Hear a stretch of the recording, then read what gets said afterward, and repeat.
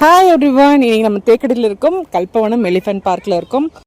வீடியோஸ்குள்ளே போகிறதுக்கு முன்னாடி நம்ம சேனலை இன்னும் நீங்கள் சப்ஸ்கிரைப் பண்ணலன்னா சப்ஸ்கிரைப் பண்ணிட்டு லைக் பண்ணிக்கோங்க. ஸோ இங்கே பார்த்திங்க அப்படின்னா இன்றைக்கி மார்னிங்கே நாங்கள் ரைடுக்கு வந்திருந்தோம். ஸோ ஆல்மோஸ்ட் ஒரு தெரிஞ்சவங்க புக் பண்ணதுனால லைனில் மார்னிங்கே வாங்கி வச்சுட்டாங்க.